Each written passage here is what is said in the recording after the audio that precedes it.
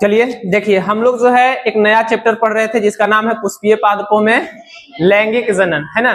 तो पुष्पीय पादपों में लैंगिक जनन जो है, यह एक चैप्टर बिहार बोर्ड के दृष्टिकोण से बहुत ही महत्वपूर्ण है। इस चैप्टर के अंदर हम प्लांट के अंदर यह पढ़ने वाले हैं कि पुष्पन की क्रिया कैसे होता है, वह जो पुष्प होते हैं उनका कार्य क्या होता है, कौन सा भाग लैंगिक होता है, कौन सा भाग सहायक होता है। तो हम आपको पहले बताए थे कि पुष्प जो होते हैं, पादप जो होते हैं, ये मुख्य रूप से दो प्रकार के होते हैं। कौन कौन?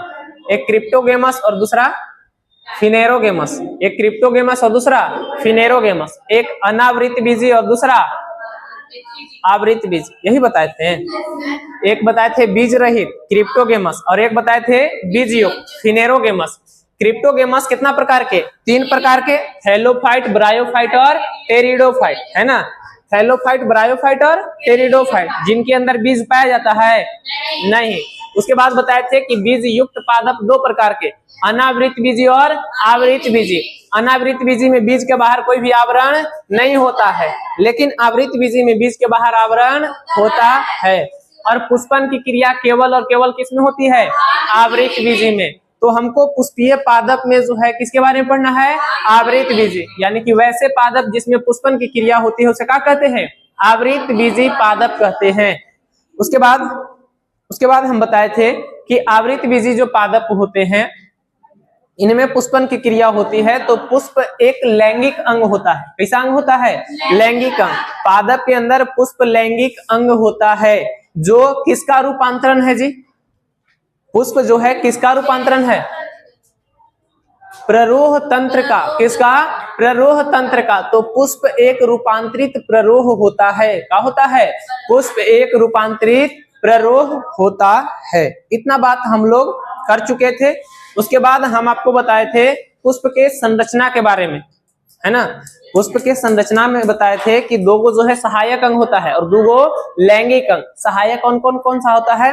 तो एक होता है बाह्य दल पुंज और एक होता है दल पुंज। ये दोनों जो होते हैं सहायक अंग होते हैं। कैसे अंग? सहायक अंग। और पुंकेसर और स्त्री केसर, जिसे हम पुमंग और जायांग कहे थे, तो पुमंग और जायांग जो होता है यह कैसा अंग होता है? आवश्यक अंग की सहायक अंग? आवश्यक अंग। कैसा अंग? आवश्यक अंग। यह लैंगिक क्रिया में भाग लेता है और बाह्य दल और दल जो है वह केवल सहायता प्रदान करता है। पुष्प के संरचना के बाद आज हम लोग पढ़ रहे थे नर भाग के बारे में। और नर भाग में आपको बताया गया कि 2 संरचनाओं से मिलकर बना होता है, एक तंतु और दूसरा परागकोश, है ना। यह जो परागकोश होता है यह द्विपालित संरचना होता है। कैसा संरचना होता है? द्विपालित संरचना होता है। और जब इसे अनुप्रस्थ हम काटते हैं तो अनुप्रस्थ काटने पर पता चलता है कि इसके प्रत्येक पालियों में कितना कोष्ठक है? 2 कोष्ठक, यानी कि यह चतुष्कोणीय संरचना होता है। कैसा? चतुष्कोणीय। परागकोश जो होता है कैसा संरचना? चतुष्कोणीय संरचना होता है। इसके प्रत्येक कोनों में क्या पाया जाता है जी? लघु बीजाणुधानी। क्या पाया जाता है? लघु बीजाणुधानी पाया जाता है। और लघु बीजाणुधानी के अंदर कोशिकाओं का समूह होता है, जिसे हम बोलते हैं लघु बीजाणुजन ऊतक। लघु बीजाणुजन ऊतक कहा जाता है ना। अब हम इसके बाद पढ़ने वाले हैं कि हमारा जो यह परागकोश है, यह जो हमारा परागकोश है, इसमें 4 जो परतें होते हैं, 4 जो स्तरे होते हैं, वह कौन कौन सा होता है? तो आइए इसके बारे में हम पढ़ते हैं। तो सबसे पहले आप लोग इस डायग्राम को जो है कॉपी में उतारने का प्रयास कीजिए। इसको उतार लीजिए आप लोग। चलिए आइए देखिए, अब जो है हम लोग देखने वाले हैं कि हमारा जो परागकोश होता है उसके अनुप्रस्थ काट का चित्र में यह जो लघु बीजाणुधानी है यह 4 परतों से बनी होती है ना। हमारा जो परागकोश है यह कितने परतों से बना होता है? 4 परतों से बना हुआ होता है। और इसके प्रत्येक परत का नाम हम लोग देखेंगे, इसका कार्य देखेंगे, और यह जो है किस किस संरचना से मिलकर बना है और किस प्रकार से परागकण के निर्माण में सहायक होता है, सारी बातों को हम देखने वाले हैं। तो इसमें सबसे पहले जो सबसे अंदर की ओर परत होता है, इस परत का नाम होता है टेपिटम। क्या बोलते हैं इसको? टेपिटम बोलते हैं। सबसे अंदर का जो परत होता है उसको क्या बोलते हैं? टेपिटम बोलते हैं। उसके बाद आइए सबसे बाहर की ओर जो परत होता है इसे हम बाह्य त्वचा कहते हैं या बाह्य परत कहते हैं। क्या कहते हैं?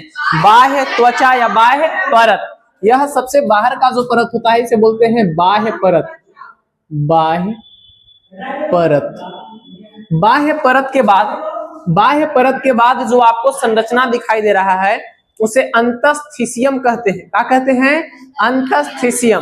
बोलने नहीं आ रहा है तो तोड़ कर बोले, अंतस्थिसियम, अंतस्थिसियम। तो यह जो संरचना है इस संरचना को क्या बोला जाता है? अंतस्थिसियम बोला जाता है।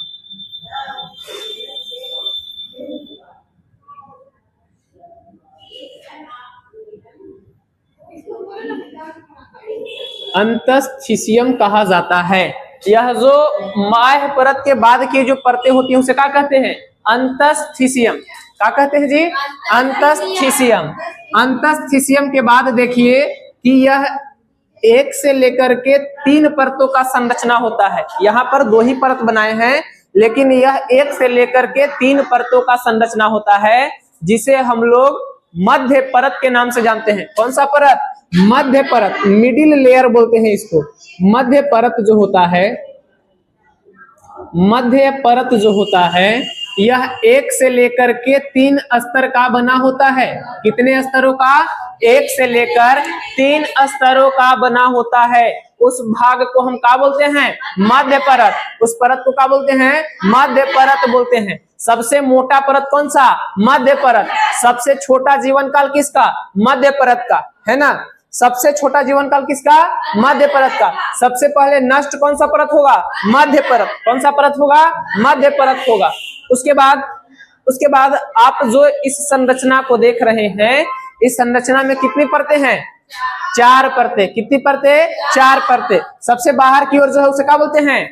बाह्य परत। उसके बाद अंतस्थिसियम, अंतस्थिसियम, इंग्लिश में बोलते हैं एंडोथिसियम। हाँ, इंग्लिश में बोलते हैं एंडोथिसियम। क्या बोलते हैं? एंडोथिसियम। उसके बाद इस एंडोथिसियम, एंडो, ENDO, एंडोथिसियम। उसके बाद कौन सा? मिडिल लेयर, मध्य परत। और सबसे लास्ट जो होता है वह कौन सा होता है? टेपिटम होता है। कौन सा होता है? टेपिटम। 4 परत के नाम याद हुआ? सबसे बाहर बाह्य परत, उसके बाद अंतस्थिसियम, उसके बाद मध्य परत और सबसे लास्ट में टेपिटम। चलिए अब देखिए यहाँ पर जो आप देख रहे हैं सबसे बाहर परत और अंतस्थिसियम का काम क्या होता है? तो सबसे बाहरी परत और अंतस्थिसियम का काम होता है सुरक्षा प्रदान करना। जैसे हम शर्ट पहने हुए तो शर्ट का काम क्या है? सुरक्षा प्रदान करना, है ना। हम जो चश्मा लगाए हुए चश्मा के काम क्या है? सुरक्षा प्रदान करना। जो चश्मा नहीं लगाते हैं अगर वो बाइक चलाता है या कभी कुछ कीड़ा फितिंग आता है तो डायरेक्ट आंख में चला जाता है कि नहीं। धूल कण जो है बहुत ज्यादा सुरक्षा नहीं प्रदान कर पाता है, लेकिन जो चश्मा पहनता है उसको आंख जो है प्रोटेक्टिव रहता है, धूल कण से सुरक्षित रहता है। उसी प्रकार से बाह्य परत जो होता है किसका कार्य करता है? सुरक्षा प्रदान करने का, है ना। किसको सुरक्षा प्रदान करता है? किसको? परागकोश। किसको? परागकोश को। उसके बाद अंतस्थिसियम जो होता है यह भी सुरक्षा प्रदान करने का कार्य करता है। क्या काम करता है? सुरक्षा प्रदान करने का कार्य करता है। कौन सा परत? अंतस्थिसियम। कौन सा परत? अंतस्थिसियम। उसके बाद मध्य परत कितने स्तरों का बना होता है? चाहे 1 स्तर और चाहे 3 स्तर। 1 स्तर का भी हो सकता है, 2 स्तर का भी हो सकता है और ज्यादा से ज्यादा कितना? 3 स्तर का। कम से कम 1 स्तर और ज्यादा से ज्यादा 3 स्तर का हो सकता है। उसके बाद हम बताएं कि यह जो मध्य परत होता है इसका काम क्या होता है? तो सबसे पहला बात तो होता है कि यह पराग कण के परिपक्वन में सहायक होता है ना। पराग कण के निर्माण में क्या होता है? सहायक। दूसरा बात कि वातावरण से जल आदि खनिज पदार्थों को अवशोषित करता है। जल खनिज पदार्थ को अवशोषित कौन करता है? मध्य परत करता है। क्या करता है? तो जल को, नमी को, आर्द्रता को अवशोषित करता है। और सबसे छोटा जीवन काल किसका होता है? मध्य परत का। किसका? मध्य परत का। ये तीनों परत के बारे में तो आप जान गए, है ना। लेकिन सबसे महत्वपूर्ण परत जो आपका है जिसे एग्जाम में पूछा जाता है उस परत का नाम है टेपिटम। क्या नाम है जी? टेपिटम। यह जो टेपिटम होता है यह जो टेपिटम होता है इसका सबसे महत्वपूर्ण काम है। का इसका काम है? टेपिटम के काम का होता है। तो सबसे पहला बात कि यह टेपिटम जो है पर विकासशील परागकण को, कैसे परागकण? विकासशील परागकण को, किसको? परागकण को, विकासशील परागकण को पोषण प्रदान करता है। क्या प्रदान करता है? पोषण प्रदान करता है। तो सबसे पहला काम टेपिटम का क्या है? विकासशील परागकणों को क्या करना? पोषण प्रदान करना। क्या करना? पोषण प्रदान करना। याद हुआ? पहला काम विकासशील परागकण को पोषण प्रदान करना। दूसरा काम क्या होता है इसका? तो इसका दूसरा काम होता है स्पोरोपोलेनिन का निर्माण करना। स्पोरोपोलेनिन किस भुला जा रहे हैं? स्पोरोपोलेनिन सबसे पहला काम जो है इसका होता है कि जो परागकण का विकास हो रहा है उस परागकण को क्या करना? पोषण प्रदान करना, है ना। दूसरा काम बताएं कि यह स्पोरोपोलेनिन का निर्माण करता है। किसका निर्माण? स्पोरोपोलेनिन का निर्माण करता है। और इसका काम हम धीरे धीरे आगे पढ़ते ही जाएंगे, है ना। अभी तो हम कुछ कुछ यहाँ पर बता रहे हैं, आगे हम और पढ़ेंगे, है ना। यह परागकण के बाह्य चोल और आंतरिक चोल का निर्माण करता है। हाँ, चोल मने होता है आवरण, परत, है ना। तो बाह्य परत, आंतरिक परत, परत के नाम से आपको एग्जाम में देगा ही नहीं। जब देगा तो बाह्य चोल देगा, आंतरिक चोल देगा, है ना। तो हर जगह परत शब्द का उपयोग नहीं करता है। तो बाह्य चोल और आंतरिक चोल के निर्माण में भी सहायक कौन होता है? हाँ, टेपिटम। और टेपिटम से जो स्पोरोपोलेनिन निकलता है ये।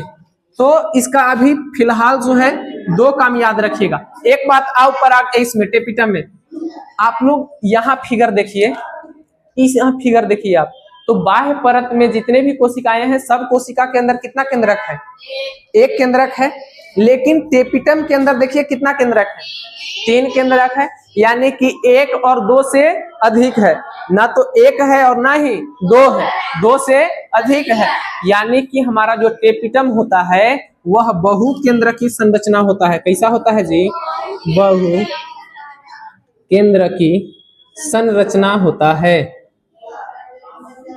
कैसा संरचना होता है? बहु केंद्र की संरचना। और एक बात यहाँ पर हम देखिए बोल दिए थे आंतरिक परत का भी। तो यह जो है बाह्य चोल का निर्माण करता है। बाह्य चोल का निर्माण किसके द्वारा होता है? स्पोरोपोलेनिन के द्वारा। जब हम परागकण पढ़ाएंगे तो बताएंगे कि सबसे कठोर परागकण में जो परत होता है वह कौन होता है? बाह्य चोल। जो किसका बना होता है? स्पोरोपोलेनिन का।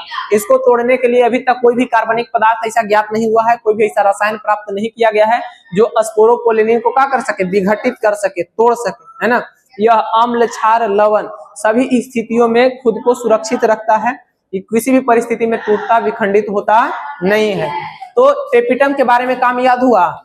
देखिए हम बताए थे कि हमारा जो परागकोश होता है वह 4 परतों से मिलकर के बना होता है। कितने परतों से? 4 परतों से मिलकर बना होता है। सबसे बाहर की ओर जो परत होता है उसे बाह्य परत, है ना। क्या कहते हैं? बाह्य परत। आपका जो एनसीईआरटी का बुक है उसमें इसको गलत लिखा हुआ है तो उसको करेक्ट कर लीजिएगा, आप लोग सुधार लीजिएगा, है ना। तो सबसे बाहर का जो परत होता है उसे क्या बोलते हैं? बाह्य परत।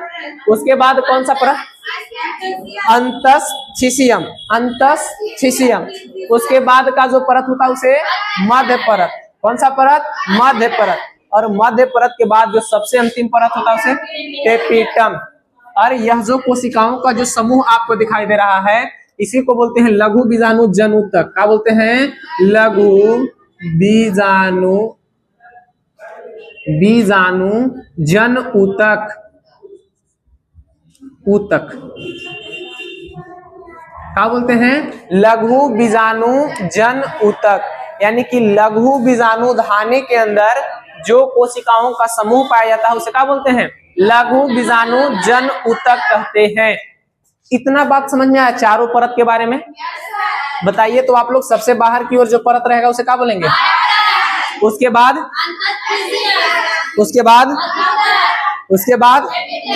बताइए बहु केंद्र की संरचना कौन सा? बहुकेंद्रक की संरचना कौन सा? टेपिटम। बहुकेंद्रक की कौन सा? टेपिटम। बहुस्तरीय परत कौन सा? मध्य परत। कौन सा? मध्य परत। बहुत बढ़िया, मध्य परत बहुस्तरीय और बहुकेंद्रक की टेपिटम। बताइए परागकण को पोषण कौन प्रदान करेगा? कौन करेगा? टेपिटम। जल खनिज पदार्थ को अवशोषित कौन करेगा? वाह वाह, खनिज पदार्थ को अवशोषित, जल को अवशोषित, वातावरण से नमी को अवशोषित कौन सा परत? मध्य परत करता है। कौन सा परत? मध्य परत करता है ना। स्पोरोपोलेनिन का स्रावन कौन करता है? टेपिटम। कौन सा परत? टेपिटम। चलिए परागकण को पोषण कौन प्रदान करेगा? कौन सा? परागकण को पोषण कौन? टेपिटम। कौन करेगा? टेपिटम। चलिए तो इस फिगर को आप लोग जो है उतार लीजिए। सबसे बाहर का जो परत होता है उसे क्या बोलते हैं? बाह्य परत। बाह्य परत। उसके बाद कौन सा? अंतस्थिसियम।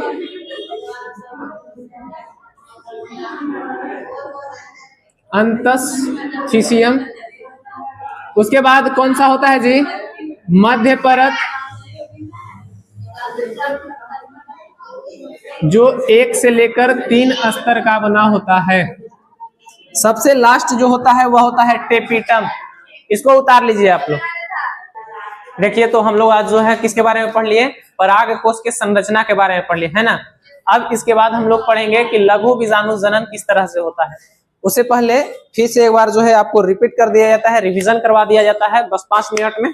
पिछली बार हम लोग पढ़े थे कि परागकोश जो होता है, हमारा जो पुंकेसर होता है वो 2 संरचनाओं के मिलने से बना होता है। एक परागकोश और दूसरा तंतु। तंतु जो होता है वह पतला धागा के समान संरचना होता है और अलग अलग पुष्प में परागकोश जो तंतु होता है उसका लंबाई का होता है अलग अलग होता है ना। तंतु में कितना सिरा होता है? 2 सिरा, एक समीपस्थ और एक दूरस्थ। समीपस्थ सिरा किससे जुड़ा हुआ होता है? पुष्प से। और दूरस्थ सिरा परागकोश से। किससे जुड़ा होता है? परागकोश से जुड़ा होता है। उसके बाद हम आपको बताएं कि हमारा जो परागकोश होता है यह द्विपालित तथा चतुष्कोणीय संरचना होता है। कितना पाली से बना होता है? 2 पालियों से। तो परागकोश हमारा द्विपालित होता है और चतुष्कोणीय संरचना होता है, जिसके प्रत्येक पालियों में कितना कोना? प्रत्येक पाली में कितना कोना? 2 कोना, है ना। तो एक परागकोश के अंदर कितना कोना? 4 कोना। तो हमारा जो परागकोण होता है वह चतुष्कोणीय होता है। क्या होता है? चतुष्कोणीय। और प्रत्येक कोना में जो है लघु बीजाणु धानी पाया जाता है। क्या पाया जाता है? लघु बीजाणु धानी पाया जाता है। उसके बाद हम बताएं कि हमारा जो परागकोश होता है वह 4 परतों से मिलकर बना होता है। कितने परतों से? 4 परतों से। सबसे बाहर की ओर जो परत होता है उसे क्या बोलते हैं? बाह्य परत। उसके बाद अंतस्थिसियम, मध्य परत और सबसे लास्ट में टेपिटम। सबसे प्रमुख परत कौन सा? टेपिटम। आपको सबसे ज्यादा याद किसके बारे में रखना है? टेपिटम के बारे में। काहे कि सबसे ज्यादा एग्जाम में पूछता किसके बारे में है? टेपिटम के बारे में, है ना। तो आपको बताएं कि बाह्य परत जो होता है वह सबसे बाहर होता है। अंतस्थिसियम सुरक्षा प्रदान करने का कार्य करता है और बाह्य परत सुरक्षा प्रदान करने का कार्य करता है। यह जो मध्य परत होता है यह 1 से लेकर के 3 स्तरों का बना होता है। सबसे मोटा परत कौन सा होता है? मध्य परत। सबसे जल खनिज आदि को अवशोषित कौन करता है? मध्य परत। छोटा जीवन काल किसका होता है? मध्य परत का। बहुकेंद्रकीय संरचना कौन होता है? टेपिटम। स्पोरोपोलेनिन का निर्माण टेपिटम। विकासशील परागकणों को पोषण प्रदान टेपिटम। तो टेपिटम के बारे में हम पढ़ेंगे। अगले क्लास में हम लोग पढ़ेंगे लघु बीजाणु जनन के बारे में। आज भर इतना ही।